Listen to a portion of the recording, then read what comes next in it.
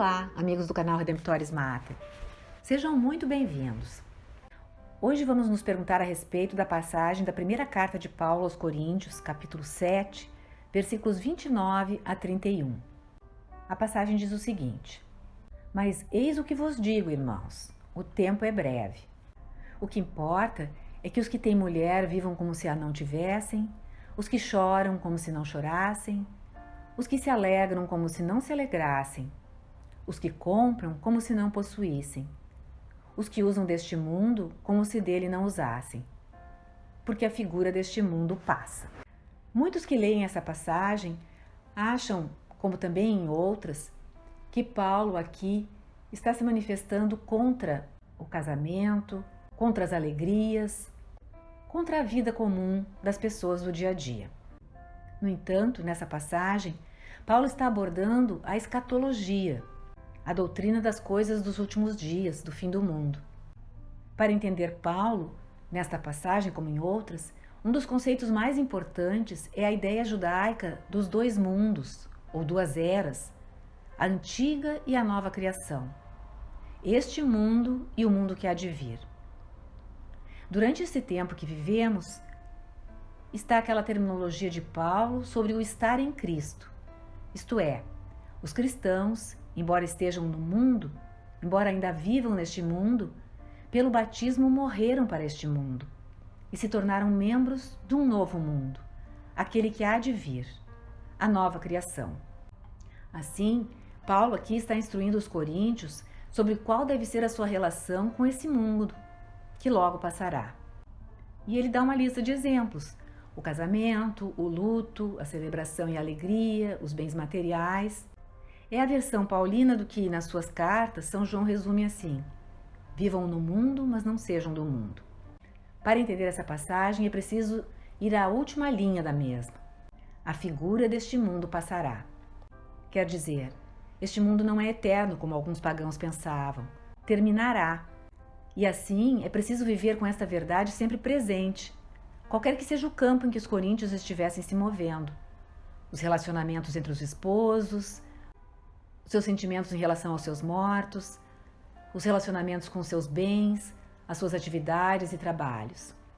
Portanto, Paulo não está mandando viver como solteiros. Por exemplo, um marido está viajando e não se comunica com a esposa, e depois vai dizer: desculpe, eu estava vivendo como se não tivesse mulher. Não é isso que Paulo está dizendo. Paulo está ensinando o espírito de desapego do mundo. Para alguns, essa passagem pode parecer muito estranha. As pessoas podem se perguntar: se eu sou casado, por que deveria viver como se não fosse? Se eu estou trabalhando, por que deveria viver como se não tivesse trabalho? Se eu vivo no mundo, por que deveria fingir que não tenho nada a ver com ele? Qual é o problema em alegrar-se? O que Paulo quer dizer é que não importa quanto qualquer coisa deste mundo possa ser boa, ela acabará. Por isso não é razoável apegar-se demais a nenhuma. E era isso que ele estava vendo muitos cristãos fazendo em Corinto, como se esse mundo fosse tudo. Estavam apegados às coisas materiais e finitas como se elas durassem para sempre. Não é assim. Nem mesmo o casamento durará para sempre, pois termina com a morte de um dos cônjuges. Então, essa lição do desapego das coisas terrenas é que é a lente para entender o que Paulo fala aos coríntios sobre o matrimônio, o celibato, a virgindade consagrada, a sexualidade humana. Ou seja, o ser humano não é feito para este mundo, mas para a vida eterna. Santo Tomás de Aquino, nos seus comentários à primeira carta aos Coríntios, reflete o seguinte sobre essa passagem.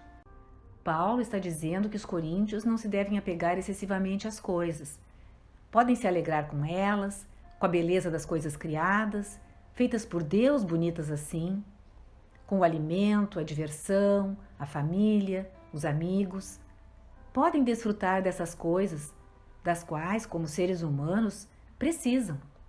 Podem apreciá-las, celebrá-las, mas sem excessos, compreendendo que o valor delas não é eterno, que são temporárias e que o fim último delas é apontar para Deus. O desejo real do homem é de infinito, pois foi feito para Deus. A pessoa não é feliz enquanto não possui o que quer. mas nada que é finito preenche esse vazio no coração humano. É o que vemos. Quanto mais as pessoas possuem das coisas da terra, mais querem possuir sem se contentar.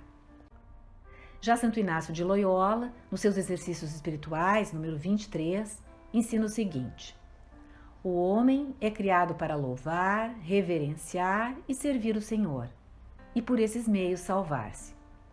As coisas da terra foram criadas para ajudá-lo a atingir a finalidade para a qual ele, ser humano, foi criado. Assim, deve usá-las enquanto o auxiliarem nesse sentido, e deve afastar-se delas quando se tornam um obstáculo.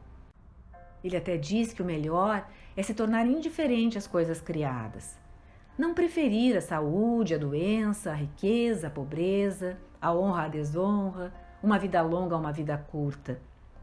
O melhor é que o único desejo e escolha seja daquilo que mais pode conduzir ao fim para o qual se foi criado. É exatamente o ensinamento de Paulo. Obrigada por terem acompanhado essa postagem. Se gostaram, cliquem em seu like, inscrevam-se no canal e acionem o sininho para serem notificados de outras publicações.